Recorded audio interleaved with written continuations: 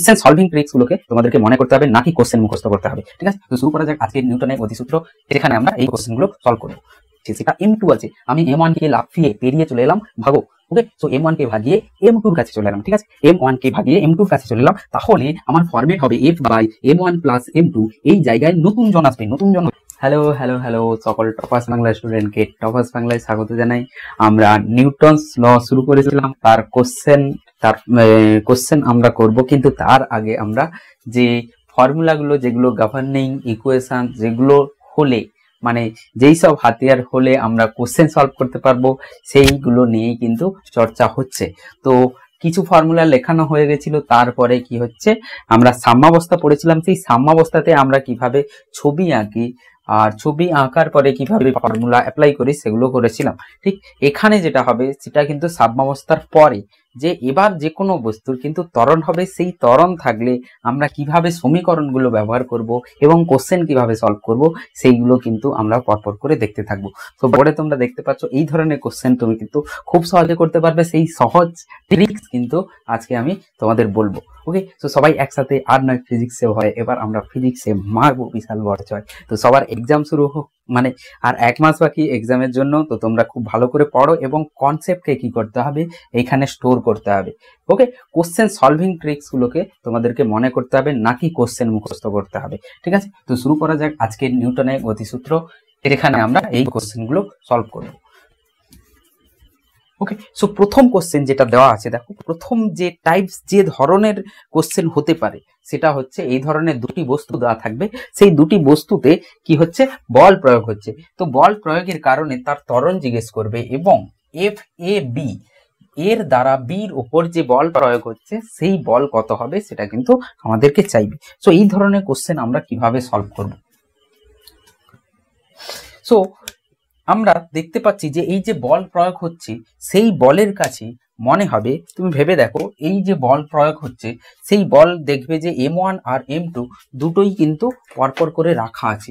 তাহলে এই f1 এর তো মনে হবে যেন একটা বস্তু আছে m1 প্লাস m2, সেই বস্তুকে কিন্তু f ঠেলছে। ঠিক আছে, f1 এর এটাই মনে হবে m1 আর m2 একই সাথে চলছে, কারণ আমি দেখবো এর যা ত্বরণ হবে বিরও তাই ত্বরণ হবে। এমন তো নয় আমি এ কে ঠেলেছি, বি সামনে চলে গেল ছুটে। তো বি কোন সবসময় কি হবে, এর সাথে সাথেই যাবে।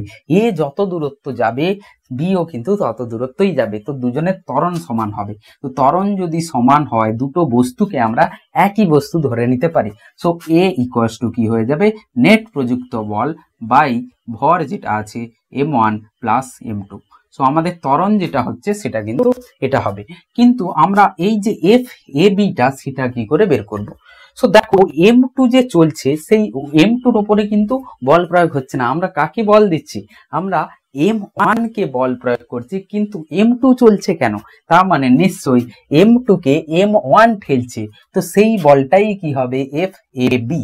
সো এই এফ এ বি কে আমরা লম্ব প্রতিক্রিয়া বলও বলতে পারি। ঠিক আছে, লম্ব প্রতিক্রিয়া বল বলতে পারি, যেটা m2 কে ঠেলছে। তো m2 এর উপরে যে বল প্রয়োগ হচ্ছে সেটা হচ্ছে এফ বি এ, বি বস্তুর উপর এর দ্বারা বল প্রয়োগ। সো সেটা কি হয়ে যাবে, এটা। তো সেটাই আমার এফ এ বির মানের সমান হবে। সো এফ বি এ যাই হবে, এফ এ বিও তাই হবে। এর উপরে বির দ্বারা বল প্রয়োগ, বির উপরে এর দ্বারা বল প্রয়োগ। নিউটনের তৃতীয় গতিসূত্রতে এটাই বলা হয়েছে যে বিপরীত মুখে মানে বিপরীত বল প্রয়োগ হবে। অ্যাকশন রিঅ্যাকশন পেয়ার, ক্রিয়া প্রতিক্রিয়া বল। একে যদি m1 যদি m2 কে বল দিয়ে যে কোনো f বল প্রয়োগ করে, m2 ও কি করবে, m1 কে সেই বল প্রয়োগ করবে। ঠিক, সো এখানে এফ এ একই হবে। সো ত্বরণ তো আমি জানি অলরেডি, এর ত্বরণ হয়েছে এ। তাহলে এফ বি এ যেটা হবে সেটা ভর m2 ভর ইন্টু এ। সো আমরা দেখতে পাবো m2 f by m1 plus m2 F B A. So আমরা কি পেলাম, যে এফ বি এ যেটা হচ্ছে m2 f by m1 plus m2। তো তুমি এটা মনে রাখতে পারো। ঠিক আছে, সো এটা ছিল জেনারেল মেথড।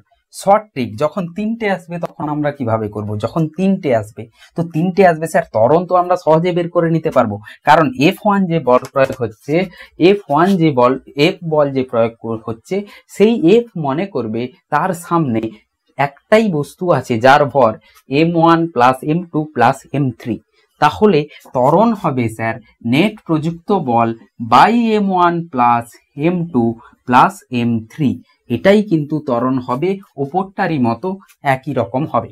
ঠিক, এবার কথা হচ্ছে স্যার এফ এ বি আমি কেমন বের করব আর এফ বি সি আমি কেমন বের করব? এফ এ বি কেমন ভাবে বেরোবে, এফ বি এ কেমন ভাবে বেরোবে? সো এফ বি সি যেটা আসবে, সেই এফ বি সি মনে করবে যে আমি তো শুধু m3 কেই ঠেলছি। ধরে নাও তুমি এখানে দাঁড়িয়ে গেলে, এই দুটোর মাঝে তোমাকে আমি দাঁড় করিয়ে দিলাম, তুমি এখানেই আছো, তাহলে কি হচ্ছে, তুমি ভাবো তুমি হচ্ছে এফ বি সি, তো তুমি কি করছো, সি কে ঠেলছো অনলি, তো সি কে নিয়ে যাওয়ার রেসপন্সিবিলিটি এফ বি সির হচ্ছে, সি কে এফ বি সি নিয়ে যেতে পারে। ঠিক, কারণ এই এফ এর ওপরে লেগেছে, সির ওপরে ডাইরেক্টলি লাগেনি।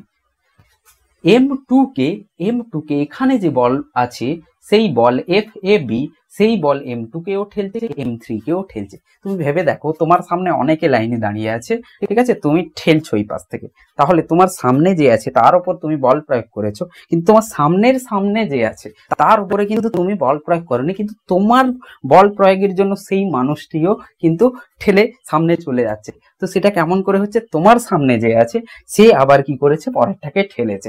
ঠিক আছে, সো এটাই হয়েছে, আমি এখানে এফ বল প্রয়োগ করছি, এই এ বি এখানে ঠেলেছে, আবার M2 আবার সি কে ঠেলেছে, তাহলে এখানের যে বস্তু আছে, ঠিক আছে, এবার তোমার সামনে যদি 5 জন থাকে, তুমি যে বল প্রয়োগ করবে, তোমার সামনে যদি 100 জন থাকে, তখন কিন্তু বেশি বল প্রয়োগ করতে হবে। তার মানে সামনে কতগুলো বস্তু আছে বা কতগুলো ভর আছে, সেটাও কিন্তু তোমাকে এফেক্ট করবে। সো এখানে এফ এ বি যেটা আছে, সে দেখবে আমার সামনে শুধু M2 নেই, M2 প্লাস M3 আছে, তাহলে এফ এ বি যেটা, তার রেসপন্সিবিলিটি হচ্ছে দুটো বস্তুকে নিয়ে যাওয়া, মানে M2 কেও নিয়ে যাবে, M3 কেও নিয়ে যাবে। সো এফ এ বি বলবে আমি তাহলে M2 প্লাস M3 দুজনকেই ঠেলে নিয়ে যাচ্ছি, তাহলে এফ এ বি হয়ে যাবে M2 plus M3 into A. So F A B হয়ে যাবে M2 plus M3 into A. So এখান থেকে তুমি যদি বসিয়ে দাও, তুমি পাবে M2 plus M3 F by M1 plus M2 plus M3, এটাই এফ এ বি হবে। ঠিক, এবার বিসি বলবে আরে তাহলে আমার সামনে তো শুধু M3 আছে, তাহলে আমি শুধু M3 কে নিয়ে যাওয়ার জন্য রেসপন্সিবল, তাহলে এফ বিসি যেটা আছে, এফ বিসি বলবে আমি তো শুধু M3 কেই ঠেলছি, তাহলে M3 যে ত্বরণ আছে সেটা সবার ত্বরণ কিন্তু একই হবে, তাহলে আমার যে এফ বিসি যেটা হবে সেটা হয়ে যাবে M3 ইন্টু এ। সো এবার আমি M3 আর এর ভ্যালু বসিয়ে ফেললে F by M1 plus M2 plus M3। ঠিক, সো তিনটে ত্বরণ, তিনটে আমি কিন্তু বল পেয়ে গেলাম। ঠিক আছে, সো এইভাবে করে কিন্তু জেনারেল আমরা এইভাবে সলভ করি। সো এফ এ বি পেয়ে গেলাম আর এফ বিসিও পেয়ে গেলাম এখান থেকে। ঠিক, এবার আমি একটা শর্ট ট্রিক বলছি, ঠিক আছে, যে সহজে আমরা কি করে লিখে ফেলবো। তো তুমি যদি একটু খেয়াল করে দেখো, এইখানে এইটাকে মুছছি, তো তিনটে বস্তু আছে, M1 M2 M3, এখান থেকে F বল প্রয়োগ হচ্ছে। সো এখানে যখন এ দরকার পড়ছে, এখানে যখন বল দরকার পড়ছে, এখানের বল, এই যে এখানের বল F A B C, F B C যখন দরকার পড়ছে, তুমি F এর দিক থেকে লাফিয়ে এখানে চলে এসো, F এর থেকে লাফিয়ে যেই জায়গায় F, সেই জায়গায় তুমি কি করো, দেখতে এসো যে এফ বিসি কি হয়েছে, তো তুমি এখান থেকে লাফিয়ে এখানে চলে এলে। ঠিক, সো তোমার সামনে এখন কে আছে, M3, তাহলে তুমি পুরনো গুলোকে ভুলে যাও, নতুনটাকে দেখো। ঠিক আছে, সামনে কে আছে, M3, so M3 by M1 plus M2 plus M3, ঠিক নিচে কিন্তু এটা থাকবে সবসময় M1 plus M2 plus M3। বাকি তুমি এখান থেকে জাম্প করে এসছো, তোমার সামনে M3 আছে আর ইন্টু F হয়ে যাবে, এটা FBC হয়ে যাবে। তো কেউ বলবে স্যার যদি আমাকে FAB বের করতে হয় তাহলে কি করব? FAB যদি বের করতে হয় তাহলে হবে এই F এর থেকে এই জায়গায় লাফিয়ে চলে এসো, এই FBC তে লাফিয়ে এলে দেখবে তোমার সামনে M2 প্লাস M3 আছে। সো নিচে তো sir M1 plus M2 plus M3 আছে, আর F তো থাকবে, এই ফরম্যাট তো থাকবে। এই ব্র্যাকেটে কে আসবে? এই ব্র্যাকেটে সে আসবে তোমার সামনে যাকে তুমি দেখতে পাচ্ছ M2 প্লাস M3, নতুন যাকে দেখতে পাচ্ছ, পুরনোকে ভুলে যাও। তো পুরনো X হয়ে গেছে, পুরনো X কে ভুলে যাও, সামনে কি হবে দেখো, ওয়েট, ঠিক আছে। সো এখান থেকে লাফিয়ে এখানে এলে দিয়ে সামনে M2 প্লাস M3, তাহলে নিশ্চয়ই এখানে M2 প্লাস M3 দিয়ে নিচের ফরম্যাট এভাবে। এখানে যখন লাফিয়ে চলে এসেছিলাম তাহলে সামনে শুধু M3 ছিল, তাহলে তো স্যার আমি সহজে 4টে 5টে যত দেবে আমি কিন্তু সলভ করে ফেলতে পারবো। যদি 4টে দেওয়া থাকে তাহলেও আমি সহজে বের করতে পারবো। M1 M2 M3 M4 এখান থেকে যদি F দেয় আর যে কোনো জায়গায় এখানে যদি চায়, এখানে যদি চায়, এখানে যদি চেয়ে নেয় A B C D, FAB যদি চেয়ে নেয় স্যার তাহলে আমি কি করব? এখান থেকে লাফ মারবো দিয়ে B তে পৌঁছে যাব, এখান থেকে B তে পৌঁছে যাব, গিয়ে দেখবো সামনে M2 plus M3 plus M4 কে দেখতে পাচ্ছি। তার আগের ফরম্যাট কি? তার আগের ফরম্যাট হচ্ছে পুরো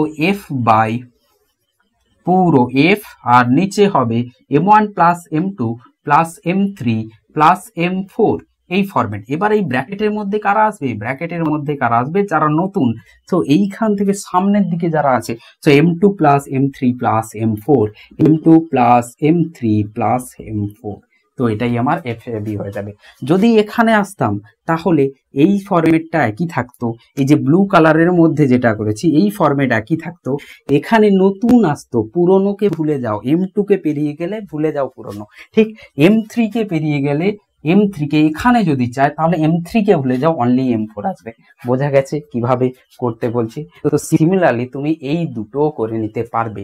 3 আর 4 ও সহজে তুমি এই প্যাটার্ন যদি বুঝতে পেরে যাও, এই যে কিভাবে করেছি এটা যদি বুঝতে পেরে যাও তাহলে সহজে এটা আর এটা দুটোই লিখতে পারবে। দেখো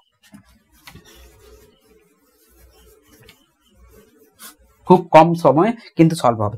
এইখানে দেখো, এইখানে F আমি আমি দেখতে পাচ্ছি A কি হয়ে যাবে? F বাই পুরো বল বাই M1 প্লাস M2, ঠিক, কারণ এই যে F তো দেখবে যে দুজনকেই আমি টানছি, M1 প্লাস M2 দুজনকেই আমি টানছি, ঠিক আছে। T কি হবে? সো T দেখার সময় F থেকে লাফিয়ে আমি এখানে চলে আসবো, F থেকে লাফিয়ে আমি তদন্ত করতে চলে এলাম এখানে, ঠিক, দিয়ে দেখছি আমার সামনে যে আছে সেটা M2 আছে, আমি M1 কে লাফিয়ে পেরিয়ে চলে এলাম, ভাগো, ওকে। সো M1 কে ভাগিয়ে M2 কাছে চলে এলাম, ঠিক আছে, M1 কে ভাগিয়ে M2 কাছে চলে এলাম, তাহলে আমার ফরম্যাট হবে F by M1 plus M2। এই জায়গায় নতুন জন আসবে, নতুন জন হচ্ছে আমি এখান থেকে এখানে এসেছি, তার মানে নতুন হচ্ছে M2, তাহলে এখানে M2 বসবে। সো এটাই আমার T হয়ে যাবে, ঠিক। যদি আমি T1 T2 বের করতে চাই, যদি আমি T1 T2 তাহলে আরো সহজে বের হবে। সো A কি হবে স্যার?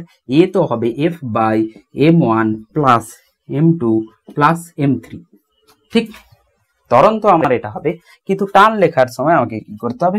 T1 যখন লিখবো, T1 যখন F এর কাছ থেকে লাফিয়ে এখানে চলে এলাম, সো M1 X হয়ে গেল, ভুলে গেলাম। M2 প্লাস M3 কে আমি দেখতে পাচ্ছি, M2 প্লাস M3 সামনে আছে, তাহলে আমার ফরম্যাট কি ছিল? আমি T1 লিখছি কিন্তু এখানে লাফিয়ে এসছি, মানে যেখানে দরকার সেখানে এসছি, ঠিক। তো দিয়ে দেখলাম T1 যেটা হবে, এই পাশে লিখছি, T1 যেটা হবে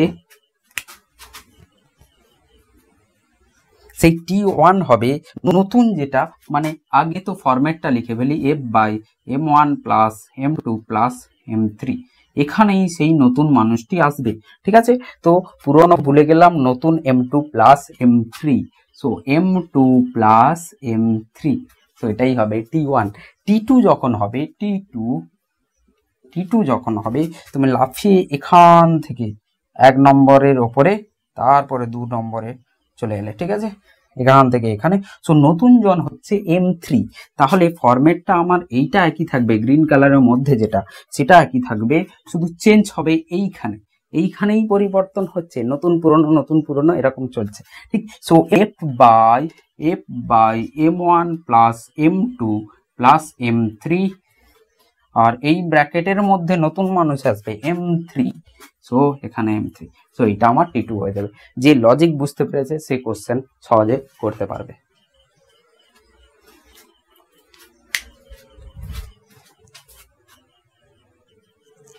সো এরপরে একটা কোশ্চেন নিয়েছি, দেখো 3টে বস্তু আছে, যেভাবে সলভ করেছি এখানে এফটা সহজ নেই, মানে অনুভূমিক তলে নেই, একে কি করেছে কোনো একটা কোণে রেখে দিয়েছে, ঠিক আছে।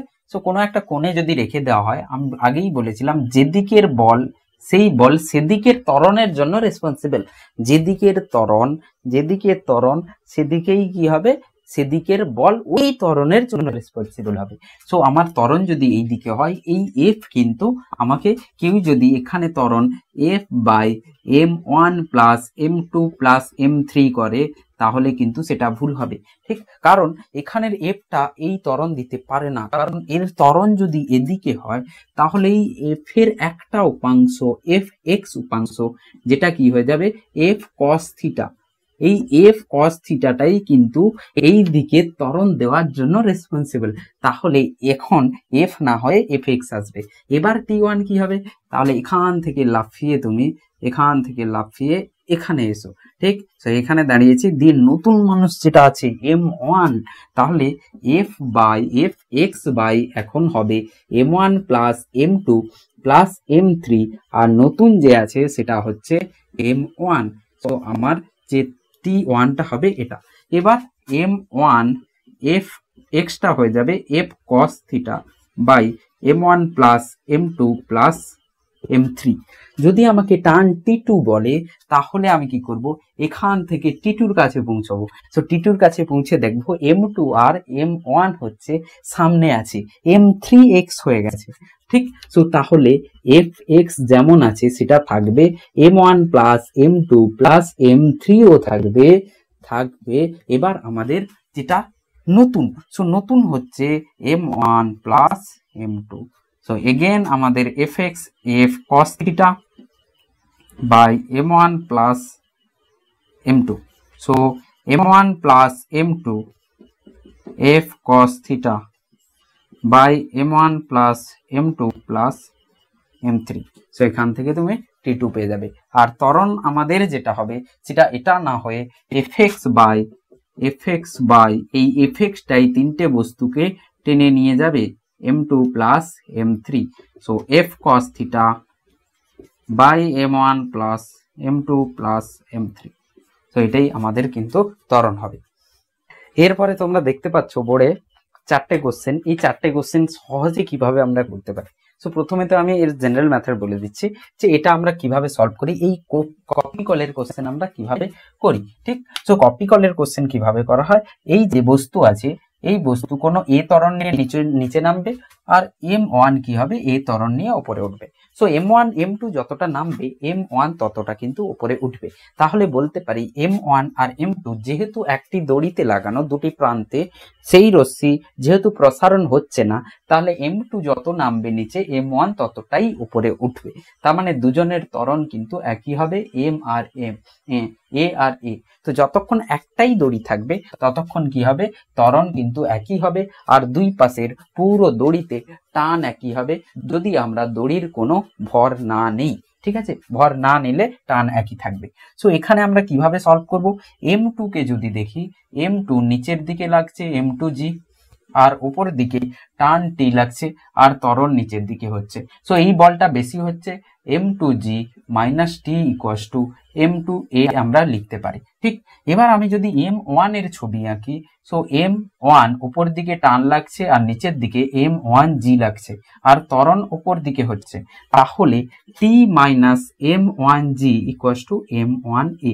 সো দুটো সমীকরণ, একটা এটা একটা এটা, এই দুটোকে যদি যোগ করে ফেলি, দুটোকে অ্যাড করি, টি টি কেটে যাবে।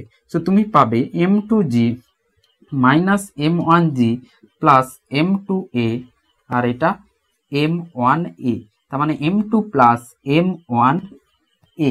সো দেখতে পাচ্ছি a equals to m2 minus m1 by m2 plus m1 into g পেয়েছি আমরা। সো ত্বরণ আমরা কি পেয়েছি, m2 minus m1 by m2 plus m1 by g. So এটাকে আমরা সহজে ডাইরেক্ট কিভাবে লিখতে পারি দেখো। সো এই জায়গায় আমরা দেখছি টান আর টান কিন্তু কেটে যাচ্ছে, ঠিক আছে। ধরে নাও একটা কপি কল আছে, তোমার বন্ধু এইদিকে 60 নিউটন দিয়ে টানছে আর অপর দিকে আরেক বন্ধু 20 নিউটন দিয়ে টানছে। তো তুমি বুঝতেই পারবে তোমরা দুজন দুজনকে কি করছো, অপোজ করছো। 20 আর 60 দুজন দুজনকে কিন্তু অপোজ করছো, ঠিক আছে। দুটি প্রান্তে দুজন, একজন 60 দিয়ে টানছে, একজন 20 দিয়ে। সো নেট যেটা হবে সেটা হবে 60 মাইনাস 20, ঠিক, কারণ তোমরা অপোজ করছো, একে অপরের বিপরীতে কাজ করছো। 60 এইদিকে টানা হচ্ছে, 20 এইদিকে, তার মানে কি হচ্ছে 60 মাইনাস 20 নেট প্রযুক্ত বল লাগছে। ঠিক একইভাবে এখানে কি হচ্ছে, m2g নিচের দিকে টানছে আর এখানে m1g এইদিকে নিচের দিকে টানছে। যদি বস্তু এই দিকে আসে তাহলে নিশ্চয়ই m2g বেশি আছে। সো m2g বেশি আছে, তাহলে এই পুরো সংস্থার উপরে আমি দেখতে পাচ্ছি এভাবে যদি সোজা করে নিই, এভাবে সোজা করে নিয়েছে। সো এইদিকে m2g লাগছে আর এই দিকে m1g লাগছে, এই দুটোকে সোজা করে নিয়েছি। তারপরে কি হচ্ছে, এই দুটোকে আমরা একটা সংস্থা ধরে নিয়েছি। সো নেট প্রযুক্ত বল যেটা, সেটা হচ্ছে m2g মাইনাস m1g, এটা হচ্ছে নেট প্রযুক্ত বল F নেট। আর এখানে ভর কত আছে ওই সংস্থার মধ্যে, m1 m2। সো নেট মোট যে ভর আছে সেটা m1 m2 আছে। তাহলে ত্বরণ আমরা লিখতে পারি F net by m total ভর, মানে m1 plus m2। So F net যদি বসিয়ে দাও এইটা, তুমি দেখবে এইটা ডাইরেক্টলি চলে এসছে, এই যে ভ্যালুটা আছে এটাই চলে এসছে। সো এরপরে আমরা যখনই সলভ করবো এইভাবে পুরো লিখবো না, আমরা দেখবো এই যে বস্তু ওপর নিচে যাচ্ছে সেখানে নেট প্রযুক্ত বল কত লাগছে। সো আমি দেখছি m2g এই পাশ থেকে ওই পাশে m1g, যেহেতু m2g বেশি আছে, কত বেশি, তো সেটাই লিখেছি F নেট। তো পুরো সংস্থার উপরে বল যেটা লাগছে সেটা m2g মাইনাস m1g, আর ভর কত m1 plus m2।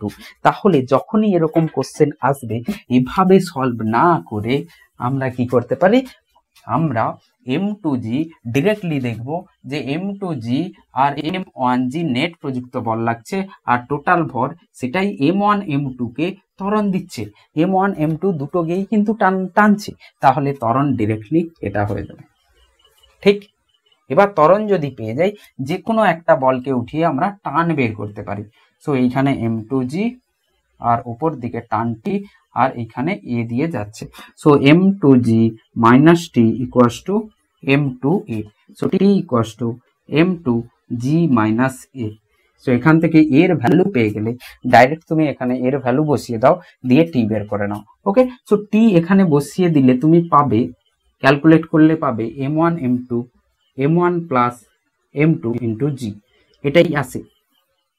So copy কলের এটাই আসে টি, কপি কলের টি এটা আসে, আর ত্বরণ যেটা হবে সেই ত্বরণ কিন্তু এটা হবে। সেটা কিভাবে বের করলাম, নেট প্রযুক্ত বল পুরো সংস্থার উপরে কত লাগছে বাই সেই সংস্থা, সেই নেট প্রযুক্ত বল কোন কোন ভরকে টানছে সেটা করলেই কিন্তু পেয়ে যাচ্ছি। সেম একই কনসেপ্ট আমি কোশ্চেন 3 তে, এখানে যে 3 আছে সেটাতে লাগাচ্ছি। দেখো কিভাবে আলাদা হবে। আমি যদি এইখানে দেখি 3 তে, সো এখানে দেখবো m2g নিচের দিকে লাগছে, m2g নিচের দিকে লাগছে, বাট m1g দড়ির দিকে তো লাগছে না। তোমার একটা বন্ধু এই দিকে বল প্রয়োগ করছে, তুমি এই দিকে দড়ি আছে, এভাবে কপি করলে এই দিকে তুমি 20 নিউটন দিয়ে টানছো, এই দিকে যদি 10 নিউটন দিয়ে টানো তাহলে নেট হবে 20 মাইনাস 10। কিন্তু এখানে 10 নিউটন, তুমি যদি এভাবে 10 নিউটন দিয়ে টানো তাহলে কি এই 20 কে তুমি অপোজ করছো, 20-র বিরুদ্ধে কি কাজ করছো? করছো না, কারণ এর বিরুদ্ধে তখনই কাজ হবে যখন তুমি দড়ির দিকেই টানবে। ঠিক আছে, দড়ির দিকে টানবে। তো ধরো তোমরা তোমাদের দড়ি টানাটানি খেলা হচ্ছে, তো দড়ি টানাটানি খেলা যদি হয় তাহলে একজন এই দিকে টানলে তুমি নিশ্চয়ই উপর দিকে বল প্রয়োগ করবে না। তোমাকে যদি ওর বিরুদ্ধে কাজ করতে হয়, জিততে হয়, তাহলে এই 10 নিউটনকে দড়ির দিকেই লাগাতে হবে, তবেই জিততে পারবে। আর 20 থেকে বেশি লাগাতে হবে। সে যাই হোক, আমি এটা বোঝানোর চেষ্টা করছি ওই দড়ি টানাটানি খেলায় যারা এগোচ্ছে পেছাচ্ছে এরকম করে, সেটা কিন্তু দড়ির দিকের নেট প্রযুক্ত বলের জন্য হচ্ছে। তো আমাদের এখানে যে ত্বরণ হবে সেই ত্বরণটা দড়ির দিকের নেট ফোর্সের জন্য হবে, নেট প্রযুক্ত বলের জন্য। তো দড়ির দিকের নেট প্রযুক্ত বল কত হচ্ছে? m2g। m1g তো ওই দিকে লাগছে না, ঠিক আছে। তো দড়ি টানাটানি খেলায় তুমি এভাবে টানছো, তোমার একটা বন্ধু ওপর দিকে বল প্রয়োগ করছে, তুমি তাকে মারবে না ধরে যে ওপর দিকে কেন টানছিস, এই দিকে টান, দড়ির দিকে টান, তাহলে তো কি হবে? জিততে পারবো। এভাবে লম্ব, দড়ির লম্বতে টানলে কিছুই হবে না। সো m1g হচ্ছে ইউজলেস। m1g এখানে ইউজলেস, দড়ির দিকে টানছে না ও m2g কে অপোজ করতে পারছে না। তাহলে এখানের যে ত্বরণটা দেবে সেটা অনলি m2g দেবে, কারণ ওই দড়ির দিকে বল প্রয়োগ করছে। তাহলে আমি এখানের ত্বরণ যেটা দেখব, এবার একটা জিনিস, এ যদি নিচের দিকে 10 মিটার নামে, একেও 10 মিটার এগোতে হবে, ঠিক আছে। তো সেইটা এগোনোর জন্য কে হেল্প করবে? m2g। সো নেট প্রযুক্ত বল m2g, সেটা কাকে কাকে টানছে? দুটো বস্তুকেই কিন্তু টানছে, m1 কেও টানছে, m2 কেও টানছে। তার মানে পুরো সংস্থাতে ভর আছে m1 প্লাস m2, কিন্তু তাকে টানছে অনলি m2g। তো ত্বরণ হয়ে যাবে এটা, ত্বরণ হয়ে যাবে এটা। তুমি জেনারেল মেথড দিয়ে সলভ করতে পারো, এটাই আসবে। তো এখান থেকে এটা শিখলাম, দড়ির দিকের নেট প্রযুক্ত বল কি হবে? ত্বরণ দেবে, দড়ির দিকে থাকতে হবে। সো m2g দড়ির দিকে নয়, ইউজলেস, কোনো কাজের নয় m2g, ঠিক আছে। তো এটা ত্বরণ হবে। এবার টান যদি বের করতে হয় তাহলে এখানে দেখে নাও, m1 কে দেখে নাও, এখানে টানই m1 কে ত্বরণ দিচ্ছে। সো আমরা ত্বরণ পেয়ে গেছি a, তাহলে টান আমি পাবো, টান পাবো t = m1a। সো a পেয়ে গেছি, এখানে বসিয়ে দিলে আমরা টান পেয়ে যাবো সহজে। সো 3 হয়ে গেল। 2তে চলে আসি, নততল আছে, 2তে নততল আছে।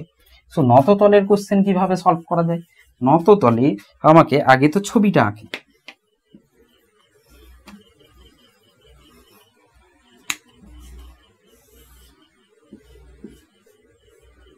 সো নততলে এই দিকে নিচের দিকে m1g তো লাগবে, আর এই দিকে লম্ব প্রতিক্রিয়া বল n লাগবে, ঠিক। আর এটা হচ্ছে থিটা, এটা হচ্ছে কোন থিটা, ঠিক। তো আমি দেখতে পাচ্ছি ত্বরণ কিন্তু এই দিকে হবে, বস্তুটি এমন পড়বে, ঠিক আছে, লাফিয়ে এরকম চলে যাবে না, এইভাবে ত্বরণ হবে। তাহলে আমাকে খুঁজতে হবে যে এইভাবে ত্বরণ হচ্ছে মানে ওর দিকে কোন ফোর্স লাগছে। ত্বরণ যেদিকে হচ্ছে সেদিকের ফোর্স ওই ত্বরণের জন্য রেসপন্সিবল। তাহলে আমাকে দেখতে হবে এই এম যে আছে, এটা যদি থিটা হয়, এটা 90 মাইনাস থিটা হবে, এটা লম্ব হচ্ছে, এই অ্যাঙ্গেলটা 90 মাইনাস থিটা, তাহলে এটা থিটা হবে। সো এম জির একটা উপাংশ এইদিকে আসবে এম জি কস থিটা, আর একটা উপাংশ এম জি সাইন থিটা নততল বরাবর আসবে। সো নততল বরাবর যে ত্বরণ দিচ্ছে সেটা কে দেবে? এম জি সাইন থিটাই দিতে পারে। সো আমাদের তাহলে নেট প্রযুক্ত বল আমি দেখতে পাচ্ছি, নেট প্রযুক্ত বল হচ্ছে M G sine theta, F net M G sine theta. তাহলে ত্বরণ হয়ে যাবে F net by M. So M G sine theta by M, so G sine theta. তার মানে নততলে কোনো বস্তুকে আমি ছেড়ে দিলাম, যদি ঘর্ষণ বল না থাকে তাহলে তার যে ত্বরণ সে ভরের উপর নির্ভর করে না। 10 কেজির ভরকেও রেখে দাও, 20 কেজির ভরকেও রেখে দাও, দুটোরই ত্বরণ কিন্তু জি সাইন থিটা হবে। নততলের কোণের উপরে নির্ভর করে, আলফা থিটার উপরে নির্ভর করছে জি সাইন থিটা, ঠিক আছে। সো এইভাবে করে এর ছবি বানাতে হয়। আর এখান থেকে এন ভ্যালু যদি জিজ্ঞেস করে নেয় লম্ব প্রতিক্রিয়া বল এম জি কস থিটা হয়ে যাবে, এম জি কস থিটা, আর ত্বরণ হয়ে যাবে জি সাইন থিটা, ভরের ওপর নির্ভর করবে না।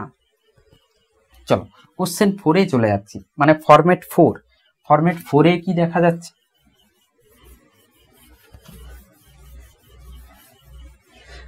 ফরম্যাট 4-এ একটা বস্তু এভাবে ঝোলানো আছে M1, আর একটা বস্তু আছে M2, ঠিক? যদি রেস্টে থাকে T1 T2 সহজেই তুমি বের করতে পারবে। যদি রেস্ট থাকে, ত্বরণ শূন্য যদি হয়, তাহলে আমি দেখতে পাচ্ছি T2 হয়ে যাবে M2G, আর T1 ভাববে যে ওর নিচে M1 প্লাস M2G ভর আছে, তাহলে M1 plus M2 into G। ঠিক, এবার কথা হচ্ছে যদি আমাদের ওপর দিকে ত্বরণ দিয়ে দেওয়া হয় কি হবে। সো ওপর দিকে যদি ত্বরণ দিয়ে দেওয়া হয় তাহলে আমি ছবি আঁকবো, দেখো। সো এখানে এবার ত্বরণ দিয়ে দিয়েছে, এটা ছিল। সো এটা A0 হলে, A যদি 0 হয়, এবার ওপর দিকে ত্বরণ দেওয়া হয়েছে, সেই ত্বরণ দুজনের কিন্তু সমান। সো M2Gর যদি M2 যদি ছবি আঁকি, নিচের দিকে M2G, ওপর দিকে টান T2, আর ত্বরণ হচ্ছে A।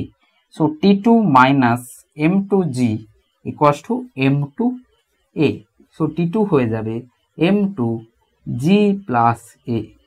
T2 হয়ে যাবে, যে ত্বরণ নিয়ে যাচ্ছে G প্লাস A হয়ে যাবে। T1 কি হবে তাহলে? M1 এর ছবি আঁকি, নিচের দিকে M1G, ওপরের দিকে টান T1, আর নিচের দিকে আরেকটা টান T2 ওকে টেনে রেখেছে। সো আর ত্বরণ হচ্ছে A। ওকে, T2 লাগছে, ওপর দিকে T1। তো তাহলে সমীকরণটা হবে T1 minus T2 minus M1G equals to M1A। So T2 যদি বসিয়ে দেওয়া হয়, T2 যদি বসিয়ে দেয়, তার মানে T1 M2G প্লাস A, আর এটা minus M1G equals to M1A। So T যেটা হয়ে যাবে, একে ওই পাশে M2G প্লাস A, আর এই পাশে M1G প্লাস A।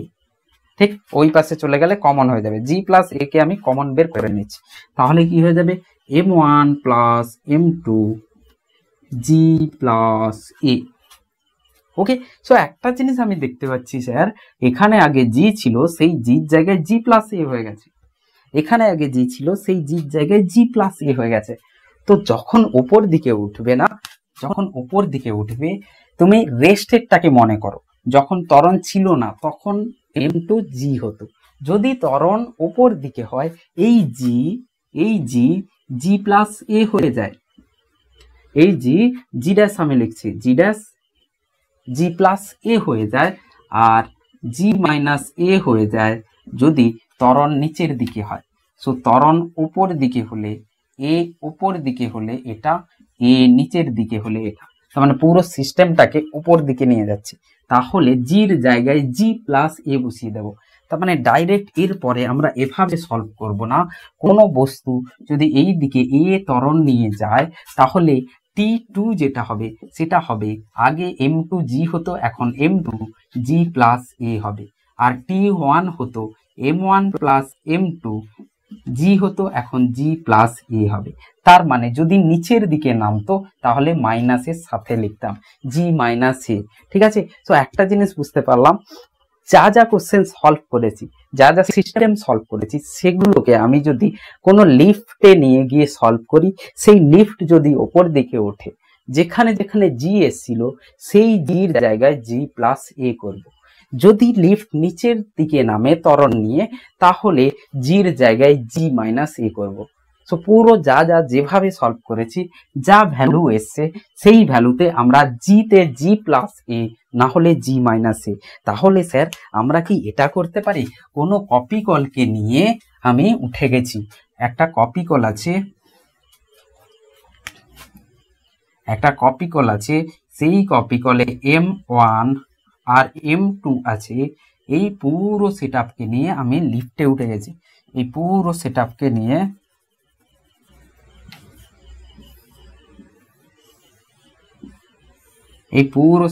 নিয়ে লিফট AL দেওয়া হয়েছে। তাহলে এদের ত্বরণ কি হবে, এদের ত্বরণ বাইরে থেকে যে দেখবে, বাইরে থেকে দেখলে এর এই M1 এর ত্বরণ কি হবে, M2 এর ত্বরণ কি হবে বাইরে থেকে দেখলে।